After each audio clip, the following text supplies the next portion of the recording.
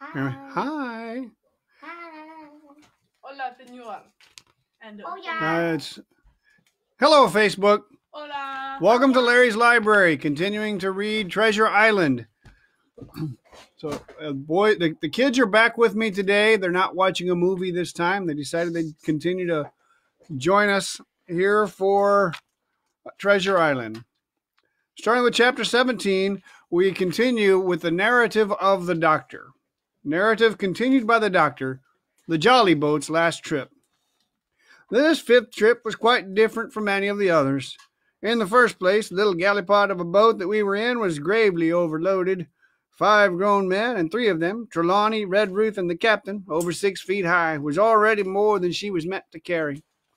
Add to that the powder, pork, and bread bags. The gunwale was lipping astern. Several times we shipped a little water, and my breeches and the tails of my coat were all soaking wet before we had gone 100 yards.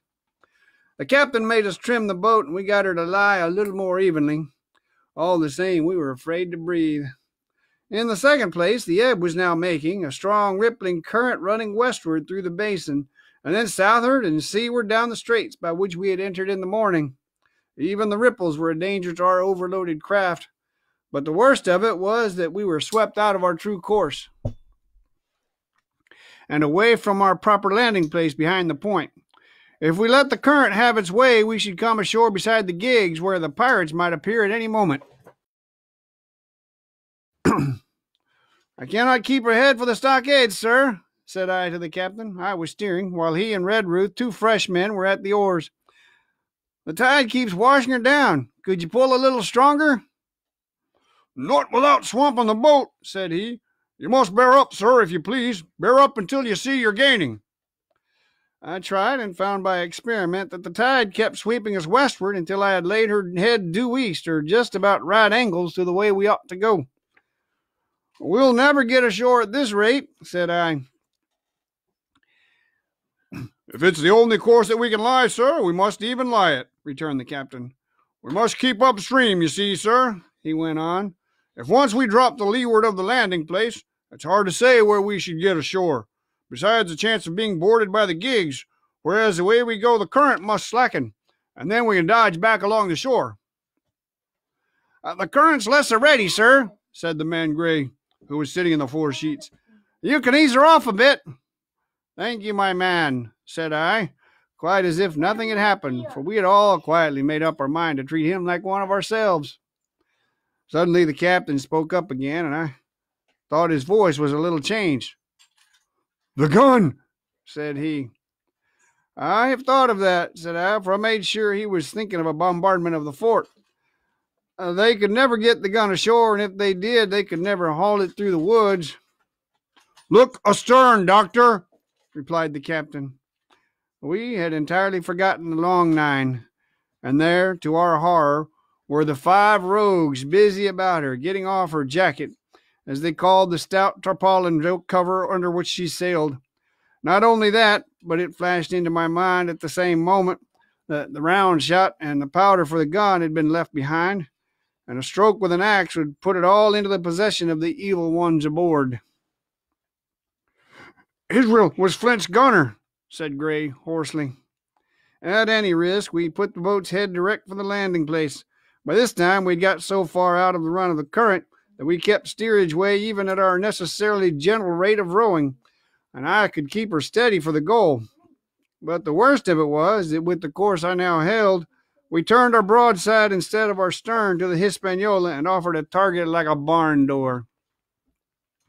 I could hear as well as see that brandy-faced rascal Israel Hands plumping down a round shot on the deck. Who's the best shot? Asked the captain. Mr. Trelawney out and away, said I. Mr. Trelawney, will you please pick me off one of these men, sir? Hands, if possible, said the captain. Trelawney was cool as steel. He looked to the priming of his gun. Now, cried the captain, easy with that gun, sir, or you'll swamp the boat. All hands stand by to trim her when he aims. The squire raised his gun, the rowing ceased, and we leaned over to the other side to keep the balance, and all was so nicely contrived that we did not ship a drop. They had the gun by this time slewed round upon the swivel, and Hands, who was at the muzzle with the rammer, was in consequence the most exposed. However, we had no luck, for just as Trelawney fired, down he stooped. The ball whistled over him, and it was one of the other four who fell. The cry he gave was echoed not only by his companions on board, but by a great number of voices from the shore, and looking in that direction, I saw the other pirates trooping out from among the trees and tumbling into their places in the boats. "Here come gigs, sir," said I. "Give way, then," cried the captain. "We mustn't mind if we swamp her now. If we can't get ashore, all's up." "Only one of the gigs is being manned, sir," I added. "The crew of the other most likely going round by shore to cut us off." "They'll have a hot run, sir," returned the captain. "Jack ashore, you know. It's not them I mind, it's the round shot. Carpet bowls, my lady's maid couldn't miss. Tell us, squire, when you see the match, and we'll hold water." In the meanwhile, we had been making headway at a good pace for a boat so overloaded, and we had shipped but little water in the process. We were now close in, 30 or 40 strokes, and we should beach her, for the ebb had already disclosed a narrow belt of sand below the clustering trees. The gig was no longer to be feared. A little point had already concealed it from our eyes. The ebb tide, which had so cruelly delayed us, was now making reparation, and delayed our assailants. The one source of danger was the gun. "If I durst," said the captain, "I'd stop and pick off another man." But it was plain that they meant nothing should delay their shot. They had never so much as looked at their fallen comrade, though he was not dead, and I could see him trying to crawl away. "Ready!" cried the squire. "Hold!" cried the captain, quick as an echo. And he and Red Ruth backed with a great heave that sent her stern bodily under water. The report fell in at the same instant of time. This was the first that Jim heard, the sound of the squire's shot not having reached him. Where the ball passed, not one of us precisely knew, but I fancy it must have been over our heads, and that the wind of it may have contributed to our disaster. At any rate, the boat sank by the stern quite gently in 3 feet of water, leaving the captain and myself facing each other on our feet. The other 3 took complete headers and came up again, drenched and bubbling. So far there was no great harm, no lives were lost, and we could wade ashore in safety. But there were all our stores at the bottom, and, to make things worse, only 2 guns out of 5 remained in a state of service. Mine I had snatched from my knees and held over my head by a sort of instinct. As for the captain, he had carried his over his shoulder by a bandolier, and, like a wise man, lock uppermost. The other 3 had gone down with the boat. To add to our concern, we heard voices already drawing near us in the woods along shore, and we had not only the danger of being cut off from the stockade in our half-crippled state, but the fear before us whether, if Hunter and Joyce were attacked by half a dozen, they would have the sense and conduct to stand firm. Hunter was steady, that one knew. Joyce was a doubtful case. A pleasant, polite man for a valet and to brush one's clothes, but not entirely fitted for a man of war. With all this in our minds, we waded ashore as fast as we could, leaving behind us the poor jolly boat and a good half of all our powder and provisions. Chapter 18. Narrative continued by the doctor. End of the first day's fighting. We made our best speed across a strip of wood that now divided us from the stockade, and at every step we took the voices of the buccaneers rang nearer. Soon we could hear their footfalls as they ran, and the crashing of the branches as they breasted across a bit of thicket. I began to see we should have a brush for it in earnest, and looked to my priming. "Captain," said I, "Trelawney is a dead shot. Give him your gun. His own is useless." They exchanged guns, and Trelawney, silent and cool as he had been since the beginning of the bustle, hung a moment on his heel to see that all was fit for service. At the same time, observing Gray to be unarmed, I handed him my cutlass. It did all our hearts good to see him spit in his hand, knit his brows, and make the blade sing through the air. It was plain from every line of his body that our new hand was worth his salt. 40 paces farther we came to the edge of the wood and saw the stockade in front of us. We struck the enclosure about the middle of the south side, and almost at the same time 7 mutineers, Job Anderson, the boatswain at their head, appeared in full cry at the southwestern corner. They paused as if taken aback, and before they recovered, not only the squire and I, but Hunter and Joyce from the blockhouse had time to fire. The 4 shots came in rather a scattering volley, but they did the business. One of the enemy actually fell, and the rest, without hesitation, turned and plunged into the trees. After reloading, we walked down the outside of the palisade to see the fallen enemy. He was stone dead, shot through the heart. We began to rejoice over our good success when just at that moment a pistol cracked in the bush. A ball whistled close past my ear, and poor Tom Redruth stumbled and fell his length on the ground. Both the squire and I returned the shot, but as we had nothing to aim at, it is probable we only wasted powder. Then we reloaded and turned our attention to poor Tom. The captain and Gray were already examining him, and I saw with half an eye that all was over. I believe the readiness of our return volley had scattered the mutineers once more, for we were suffered without further molestation to get the poor old gamekeeper hoisted over the stockade and carried, groaning and bleeding, into the log house. Poor old fellow. He had not uttered one word of surprise, complaint, fear, or even acquiescence from the very beginning of our troubles till now, when we had laid him down in the log house to die. He had lain like a Trojan behind his mattress in the gallery. He had followed every order silently, doggedly, and well. He was the oldest of our party by a score of years, and now, sullen, old, serviceable servant, it was he that was to die.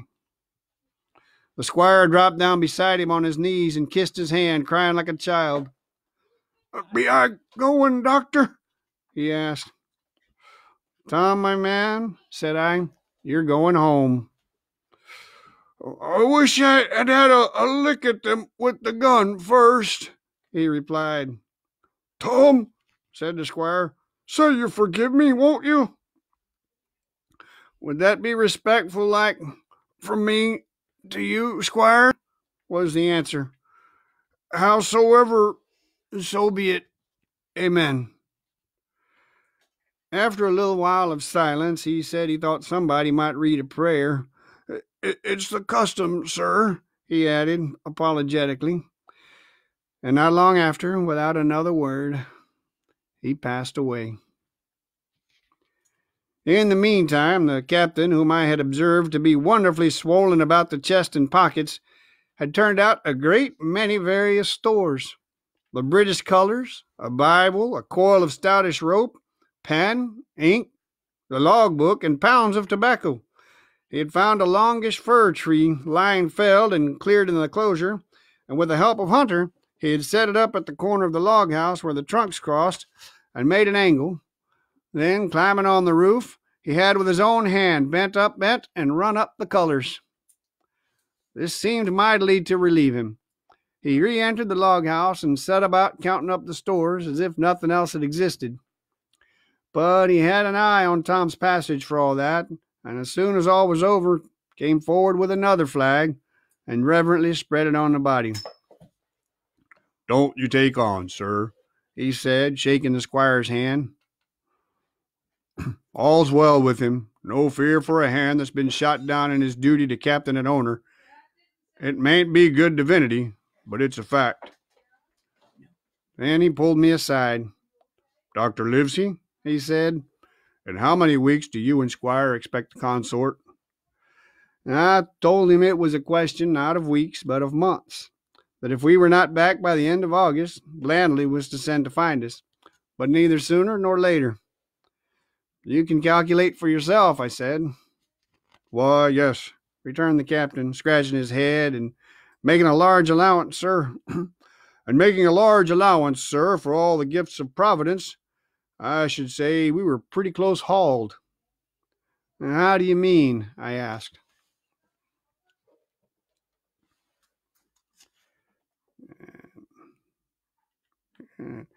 "It's a pity, sir, we lost that second load. That's what I mean," replied the captain. "As for powder and shot, we'll do, but the rations are short, very short. So short, Dr. Livesey, that we're perhaps as well without that extra mouth." And he pointed to the dead body under the flag.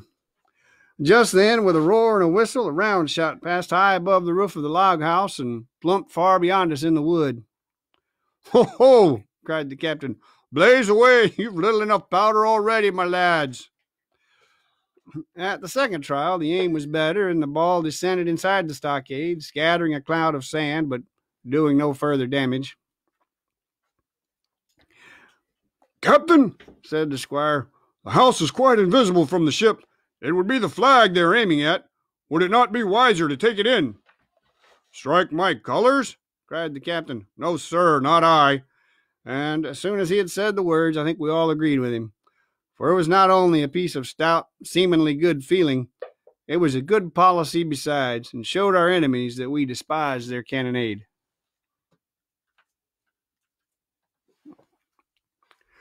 All through the evening they kept thundering away. Ball after ball flew or fell short, or kicked up the sand in the enclosure. But they had to fire so high that the shot fell dead and buried itself in the soft sand. We had no ricochet to fear, and though one popped in through the roof of the log house and out again through the floor, we soon got used to that sort of horseplay and minded it no more than cricket. There is one good thing about all this, observed the captain. The wood in front of us is likely clear. The ebb is made a good while. Our stores should be uncovered. Volunteers to go and bring in pork. Gray and Hunter were the first to come forward. Well armed, they stole out of the stockade, but it proved a useless mission. The mutineers were bolder than we fancied. They put more trust in Israel's gunnery, for 4 or 5 of them were busy carrying off our stores and wading out with them to one of the gigs that lay close by, pulling an oar or so to hold her steady against the current. Silver was in the stern sheets in command, and every man of them was now provided with a musket from some secret magazine of their own. The captain sat down to his log, and here's the beginning of the entry. Alexander Smollett, master. David Livesey, ship's doctor. Abraham Gray, carpenter's mate. John Trelawney, owner. John Hunter and Richard Grace. Richard Joyce, owner's servants, landsmen, being all that is left faithful of the ship's company, with stores for 10 days at short rations, came ashore this day and flew British colors on the log house in Treasure Island. Thomas Redruth, owner's servant, landsman, shot by the mutineers. James Hawkins, cabin boy. And at the same time, I was wondering over poor Jim Hawkins's fate. A hail on the land side. Somebody's hailing us, said Hunter, who was on guard. Doctor, Squire, Captain, hello, Hunter, is that you? Came the cries. And I ran to the door in time to see Jim Hawkins, safe and sound, come climbing over the stockade.